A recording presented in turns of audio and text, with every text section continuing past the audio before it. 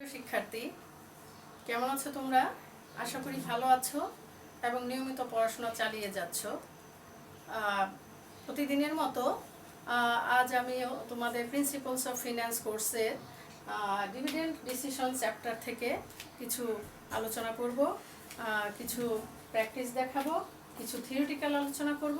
আশা করি মনোযোগ দিয়ে দেখবে এবং সেই মতো পড়াশোনা চালিয়ে যাওয়ার চেষ্টা করবে।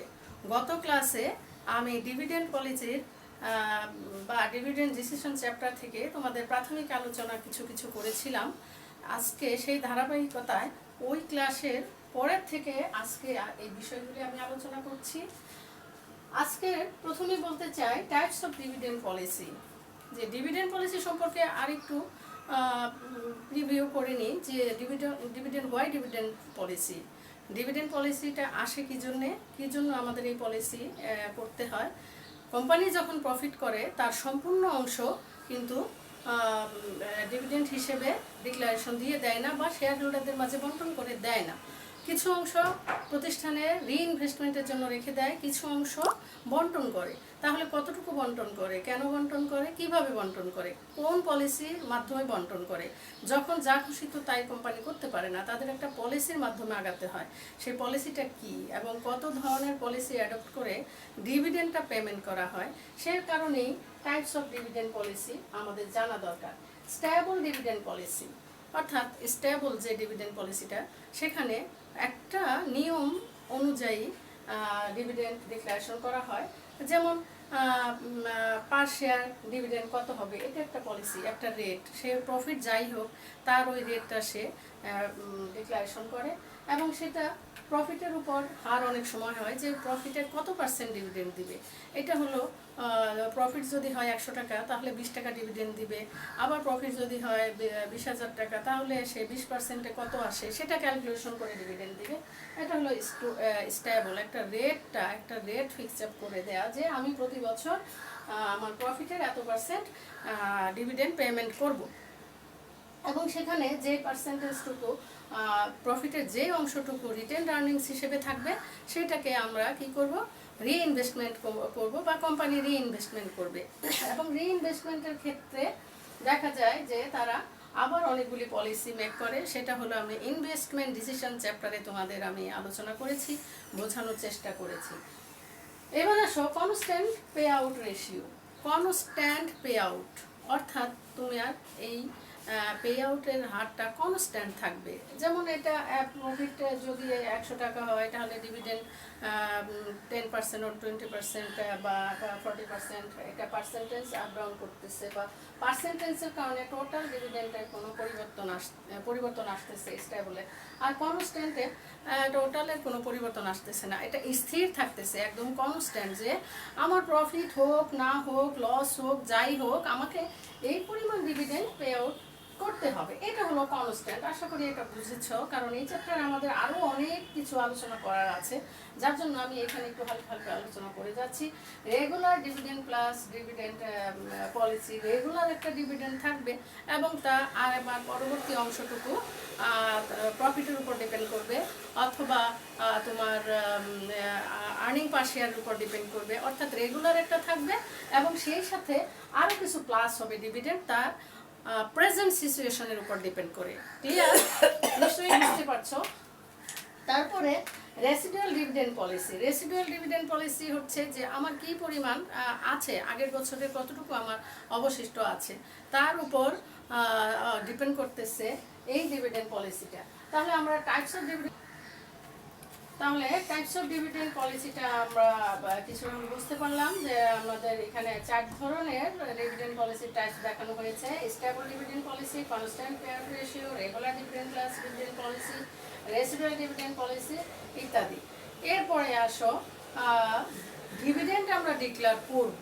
তাহলে সব প্রতিষ্ঠান যে সবসময় ডিভিডেন্ড ডিক্লেয়ার করে এমন না, এর ব্যতিক্রম আছে। তখন সেটাকে কি বলা হয়, result of non dividend declaration. তাহলে সেই রেজাল্টটা আমাদের কি আসে, যদি কোনো প্রতিষ্ঠান ডিভিডেন্ডটা ডিক্লেয়ার না করে তাহলে আমার সেই রেজাল্টটা কি দাঁড়ায়, প্রতিষ্ঠানের জন্য কি পজিটিভ দাঁড়ায়, কি নেগেটিভ দাঁড়ায়, সেটা দ্বারা আমরা মিন করতেছি result of non declaration. What is non declaration? অর্থাৎ যখন ডিভিডেন্ড ডিক্লারেশন করা না হয়, তাহলে কি দাঁড়ায়? Decrease share price. যদি ডিভিডেন্ড ডিক্লারেশন না হয়, তার মাথায় তোমার প্রশ্ন আসতে পারে যে ডিভিডেন্ড দিলাম না, টাকাটা থেকে গেল, তাহলে কেন আমার শেয়ার প্রাইস ডিক্রিজ করবে? ইয়েস, শেয়ার প্রাইস ডিক্রিজ করবে। এটা it's depends on share holder mentality. Share হোল্ডাররা যখন দেখবে যে ডিভিডেন্ড পাচ্ছে না, তাহলে ওই এক্সিস্টিং শেয়ার হোল্ডারদের পাশাপাশি নিউ শেয়ার হোল্ডারদের এই প্রতিষ্ঠানের প্রতি একটা নেগেটিভ অ্যাটিচিউড চলে আসবে। সেক্ষেত্রে আলটিমেটলি ডিমান্ড কমে যাবে ওই প্রতিষ্ঠানের শেয়ারের, আর যখনই ডিমান্ড কমে যাবে তখনই শেয়ার প্রাইসটা কমে আসবে।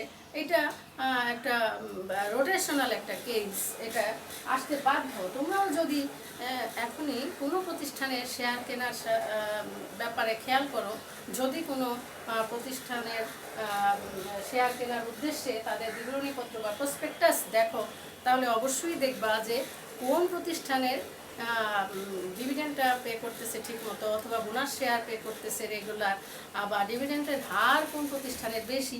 অবভিয়াসলি তোমরা সেই প্রতিষ্ঠানে শেয়ার কেনার চেষ্টা করবা। এটা তোমার মাইন্ডসেট হয়ে গেছে যে আমি কোথায় ভালো, আমার ইনভেস্টমেন্টটার ফিডব্যাকটা কোথায় বেশি পাবো, সেখান থেকে আমি ডিভিডেন্ড শেয়ার কিনবো। আলটিমেটলি যদি নন ডিক্লারেশনে যদি দেখো কোনো প্রতিষ্ঠান বিগত 5 বছরে কোনো ডিভিডেন্ড ডিক্লেয়ার করে নাই, আমি নিশ্চিত বলতে পারি তুমি একজন ইনভেস্টর হলেও সেই প্রতিষ্ঠানের শেয়ার তুমি কিনতে যাবে না। এভাবেই শেয়ার প্রাইসটা কমে আসে। সেই সাথে কি জড়িত? একটা প্রতিষ্ঠানের শেয়ারের প্রিমিয়ামে শেয়ার বিক্রি করার সাথে কি ডিপেন্ড করে, কার উপর ডিপেন্ড করে? নিশ্চয়ই ওই প্রতিষ্ঠানের গুডউইলের উপর ডিপেন্ড করে। তো ওই প্রতিষ্ঠানের গুডউইল ডিপেন্ড করতেছে কিসের উপর? ওই প্রতিষ্ঠানের শেয়ারের দাম কীরকম, ওই প্রতিষ্ঠানের প্রতি মানুষের আগ্রহ কীরকম, ওই প্রতিষ্ঠানের শেয়ার বিক্রি হচ্ছে কী ধরনের, তার উপর ডিপেন্ড করতেছে। তাহলে যদি দেখা যায় যে ওই প্রতিষ্ঠানের শেয়ারের প্রাইস কমে গেছে, শেয়ার হোল্ডারদের আগ্রহ কমে গেছে, মার্কেট প্রাইসে ইনভলভমেন্ট, তাদের ক্যাপিটাল মার্কেটে তাদের ইনভলভমেন্ট কমে গিয়েছে, তাহলে কি হবে? আলটিমেটলি গুডউইলটা ডিক্রিজ করবে। তো গুডউইল ডিক্রিজ নিশ্চয়ই চাইবে না। সুতরাং আমাদের একটা কাম্য মাত্রায় ডিভিডেন্ড ডিক্লারেশন করতে হবে, অর্থাৎ প্রতিষ্ঠানকে একটা কাম্য মাত্রায় ডিভিডেন্ড ডিক্লেয়ার করতে হবে। তারপরে আসে যে এই প্রত্যেকটার সাথেই এই গুডউইল ডিক্রিজের সাথে সাথে নিচের পয়েন্টগুলিও রিলেটেড, যেমন dissatisfaction of share holder. Share হোল্ডারদের মাঝে একটা ডিসস্যাটিসফ্যাকশন সৃষ্টি হবে এবং সেটা প্রভাব পড়বে এজিএমে।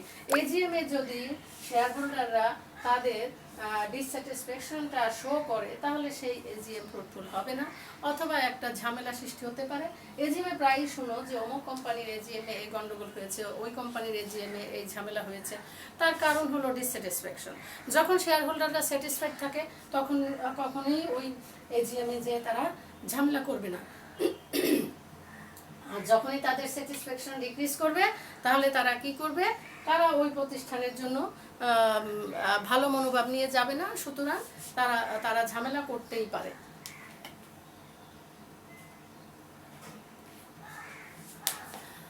তাহলে আমাদের কি দাঁড়ালো? এই সাথে সবকিছু, তাহলে কোম্পানির দিক থেকে এগুলো তো গেল কি বলে, কোম্পানির বাইরের লোকদের মনোভাব। তাহলে কোম্পানির ভিতরে তো একটা কিছু আছে। কোম্পানি কখন ডিক্লেয়ার করে না, অবশ্যই সে তার একটা পজিটিভ মনোভাব সৃষ্টি থেকে সে ডিভিডেন্ড ডিক্লেয়ার করে না। তাহলে সেখানে তার কি দাঁড়ায়? কোম্পানির জন্য পজিটিভ কি হয়? Increase internal fund. কোম্পানির ইন্টারনাল ফান্ডটা তখন বেড়ে যায়। কেন বেড়ে যায়? যেহেতু ডিভিডেন্ড ডিক্লেয়ার করছে না, অবভিয়াসলি কোম্পানির তখন প্রফিট হচ্ছে। যখন প্রফিট না হয়, সেই সিচুয়েশনের কথা আলাদা। আমরা ধরে নিচ্ছি যে তার প্রফিট হচ্ছে, বাট ডিভিডেন্ড ডিক্লারেশন করছে না, তাহলে কি হয়? সেক্ষেত্রে ইনক্রিজ ইন্টারনাল ফান্ড। তাহলে ইন্টারনাল সোর্স অফ ফান্ড হিসেবে তখন তার ওই প্রফিটটা রিটেন্ড আর্নিংস হিসেবে কাজ করে। তাহলে সেই পরিমাণটা বেড়ে যায়। আলটিমেটলি তার লিকুইডিটি বেড়ে যায়। আর লিকুইডিটি বাড়লেই যে সবসময় কোম্পানির জন্য পজিটিভ কিছু নিয়ে আসবে, তা কিন্তু না।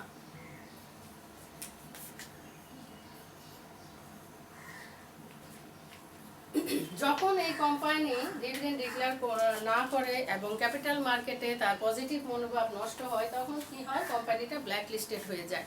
আর কোম্পানিটা কখন ব্ল্যাক লিস্টেড হয়?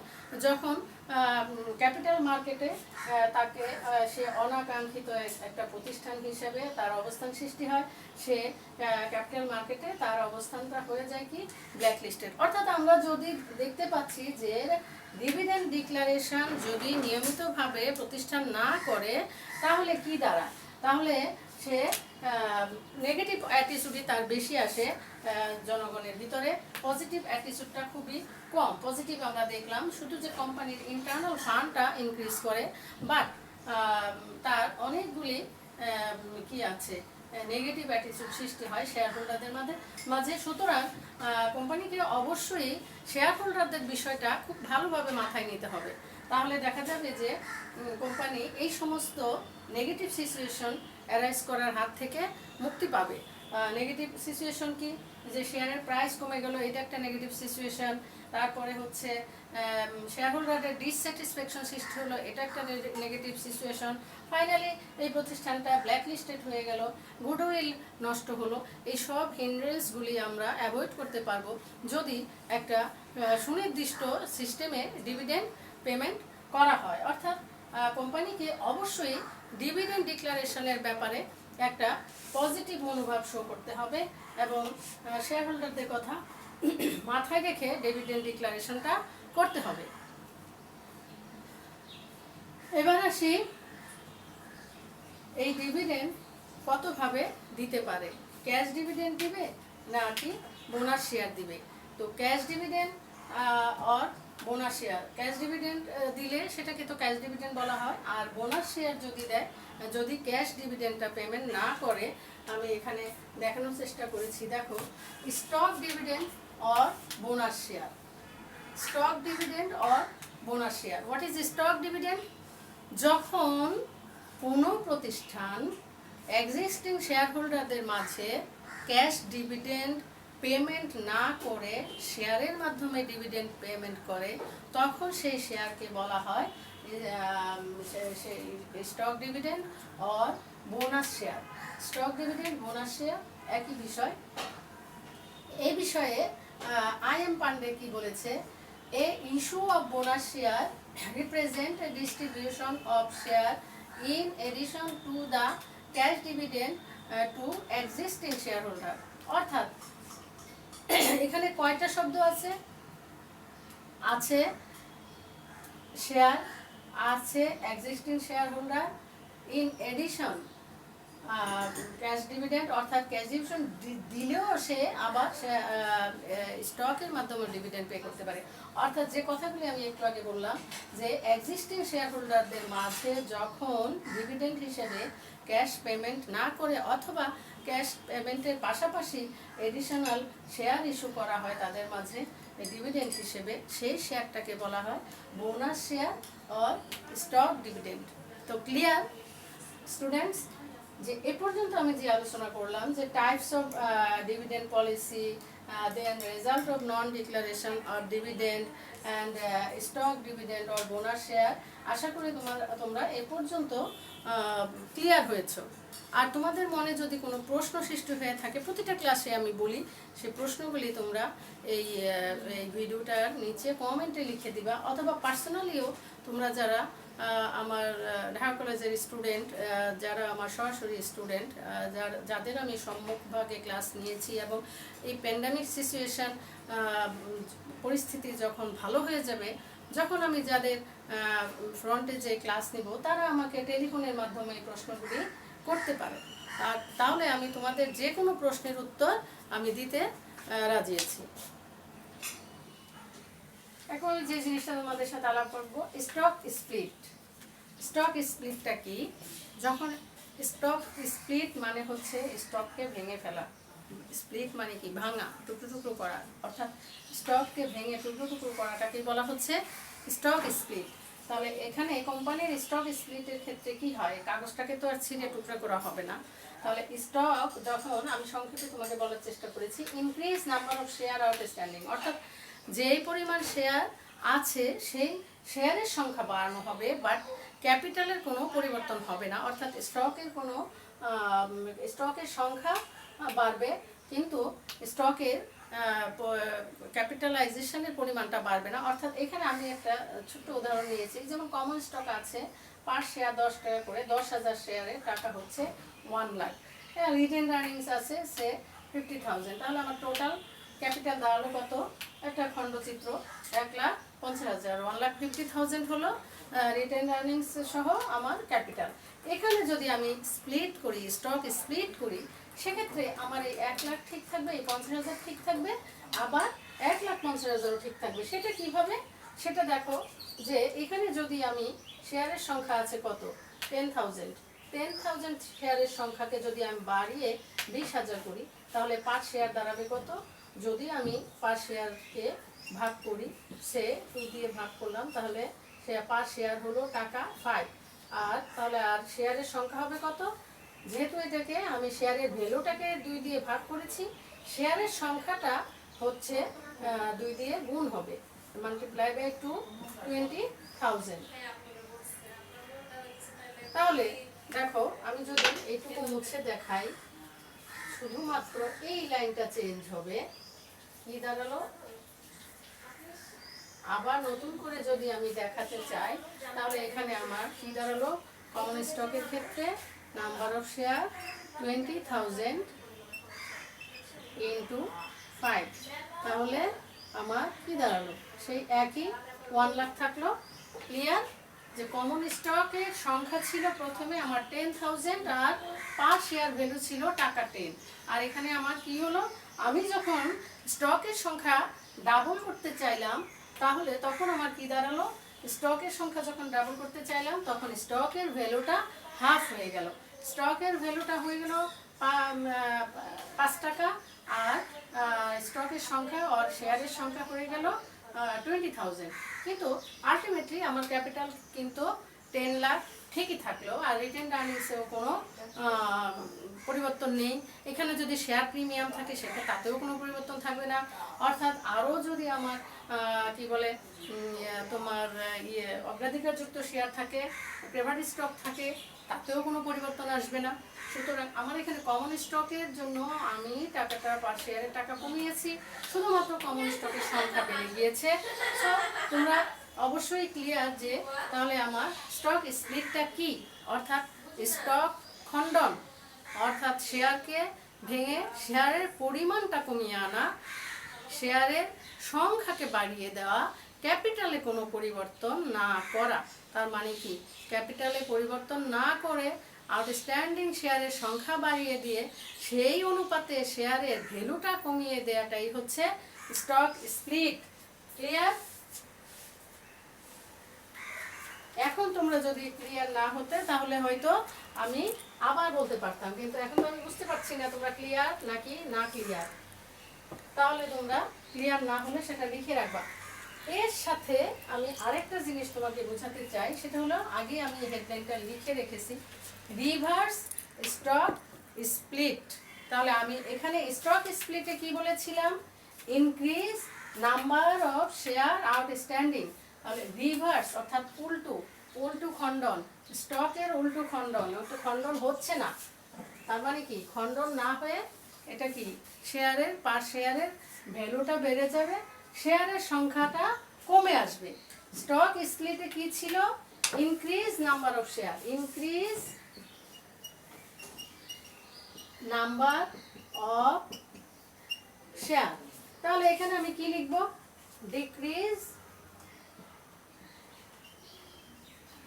Decrease number of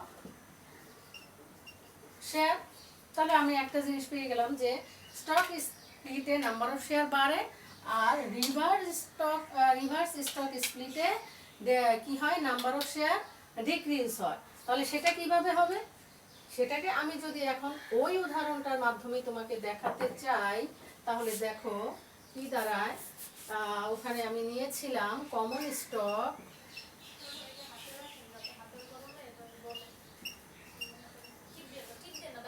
common stock ছিল কত?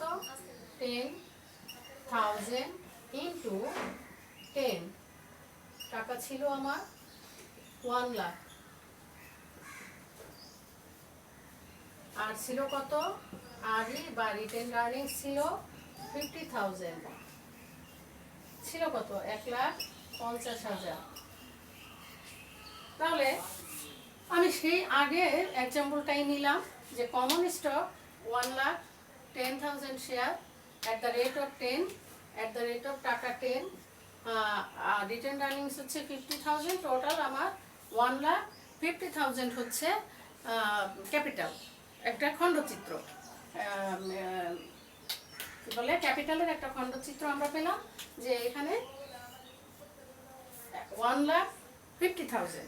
এখন এটাকে আমি রিভার্স স্প্লিট করব। এখানে যখন স্প্লিট করেছিলাম কি ছিল দেখো, স্প্লিটের মধ্যে যখন আমি চিত্রটা খণ্ড ছিল স্প্লিটের ক্ষেত্রে তখন কি করলাম, কমন স্টক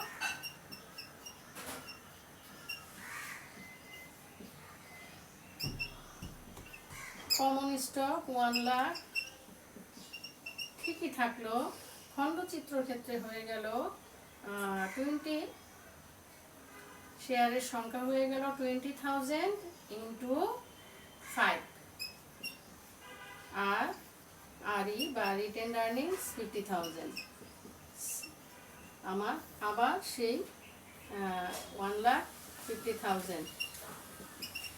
এখন এখানেও প্রাইমারি স্টেজে আছে 1,50,000। এখন স্প্লিট করলে কি দাঁড়ায়, স্প্লিট করলে যেটা আমার দাঁড়াবে, আমার এই শেয়ারের ভ্যালুটা বেড়ে যাবে।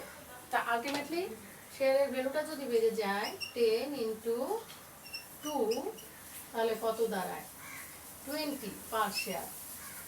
তাহলে আমার শেয়ারের সংখ্যাটা কত হবে, 10,000 ভাগ 2 কত, 5,000। এখানে 10,000 হয়ে গিয়েছিল 20,000, আর শেয়ারের ভ্যালুটা হয়েছিল কত, 5।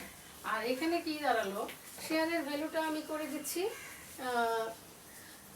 এটাকে মুছে দেই, শেয়ারের ভ্যালুটা আমি করে দিচ্ছি ডাবল, অর্থাৎ 20 টাকা। তাহলে অবভিয়াসলি তখন শেয়ারের সংখ্যাটা কমে আসবে। তাহলে চিত্রটা কি রিভার্স হলো কিনা, 5,000 ইন্টু 20, আমার এখানে কোনো চেঞ্জ নাই। এখন দেখো যে এখন এই চিত্র আর এই চিত্রটা দেখো, আমরা রিভার্স চিত্র পাচ্ছি কিনা। এখানে স্প্লিট হয়ে যেটা হয়েছে, শেয়ারের সংখ্যা বেড়ে 20,000 হয়েছে, আর শেয়ারের দাম কমে টাকা 5 হয়েছে। আর এখানে শেয়ারের দাম বেড়ে 20 টাকা হয়েছে, আর শেয়ারের সংখ্যা কমে 5,000 হয়েছে। আলটিমেটলি আমার ক্যাপিটালের পরিমাণটা ঠিকই আছে।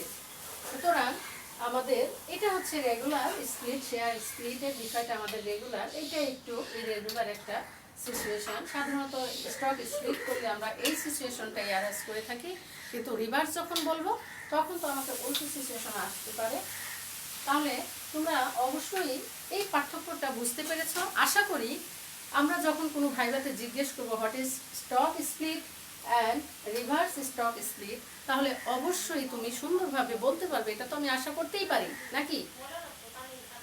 হ্যাঁ, অবশ্যই আমি আশা করতে পারি, কারণ এতক্ষণ আমি যেভাবে তোমাকে উদাহরণ দিয়ে বোঝানোর চেষ্টা করলাম, যদি তুমি মনোযোগ দিয়ে দেখে থাকো তাহলে না বোঝার কোনো কারণ নাই।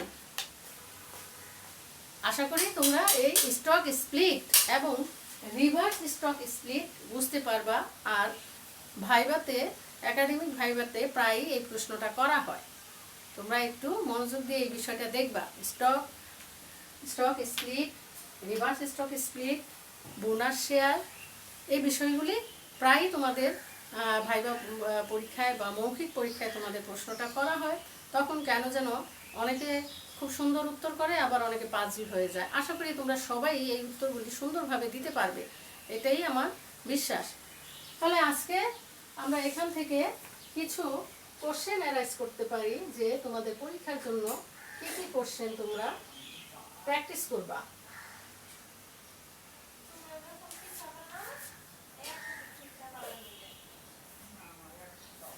অ্যাকচুয়ালি আমরা শেখার জন্য পড়ালেখা করি, আবার পরীক্ষায় ভালো নাম্বার পাওয়ার জন্য করি। দুটোই করতে হবে, শিখতেও হবে, পরীক্ষায় ভালো নাম্বার পাওয়ারও চিন্তাও মাথায় রাখতে হবে, কারণ পরীক্ষা যেহেতু একটা অবভিয়াসলি বিষয়, এটাকে অ্যাভয়েড করার কোনো সুযোগ নাই। তাহলে আমি তোমাদের যেটা বলতে চাই যে তোমরা এইখান থেকে what is the difference between bonus share and stock split, what is the difference between stock split and reverse stock split, এই প্রশ্নগুলি তোমরা পড়বে আমি আশা করতেছি।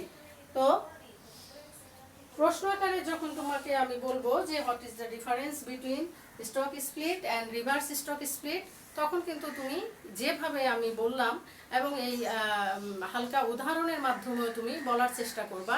আশা করি তোমরা এইভাবে খাতায় সুন্দরভাবে উপস্থাপন করতে পারবা। নেক্সট আমরা কি দেখব?